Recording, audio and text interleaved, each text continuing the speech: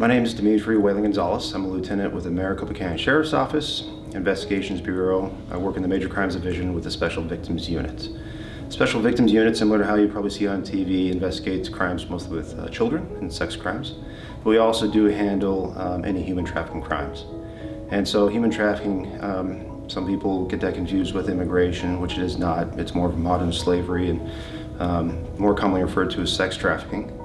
You know, the majority of the public and some law enforcement personnel think that this human trafficking, sex trafficking problem is an overseas problem.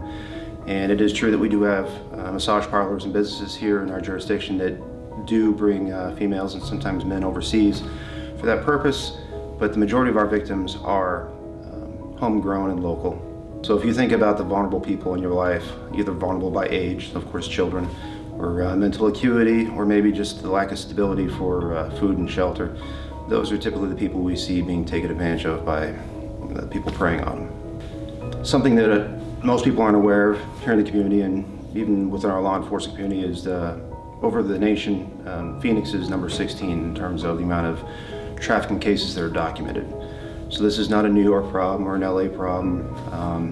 We are a large city, and so we are right up there in the top 20 for known trafficking cases.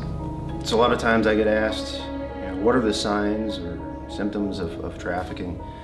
And really it's very hard to tell, but it's not what the TV portrays, right? So as I said, it's not an overseas problem, but it's also not glamorous, and most times it's not a chosen life. Most often they don't stay by choice. It's either threats of shaming, threats of violence, or harm to them, and they are now forced to continue this life. When we talk about the children, the stats from NCMEC, which is the National Center of Missing and Endangered Children, they will make anywhere from $150,000 to $200,000 per child off of sex trafficking per year. And so it's very hard to detect. You just have to know and keep your eyes out. Obviously, for our sworn personnel, you do what you do. You investigate, you document, you forward it to the investigators to look into it. And for our jail personnel, if you hear inmates, I know that they're in there either pending sentencing or their trial or whatnot, but they might be victims as well. So you keep your ears open, you document, notify your supervisor, jail intel.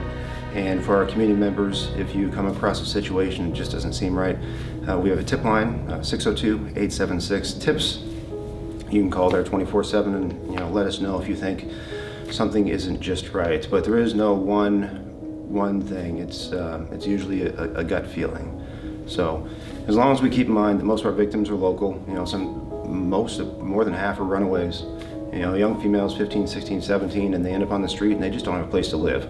And they'll find themselves in situations where they then get taken advantage of, get turned out, and then it is no longer a choice. They're there by threat of violence. I commonly get asked if human trafficking is preventable, and the answer is yes.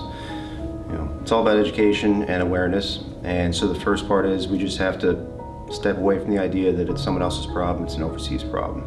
Once that happens, you start paying attention to your daughter, your nieces, your nephew, your neighbors, then you'll start to see the changes if it happens. The runaways, they get preyed upon. People who have maybe drug addiction or mental deficiencies, they get preyed upon, and I'm pretty sure that we all know someone like that in our family. So you pay attention. When you see the change, you got to take action, and that's how we all make it preventable.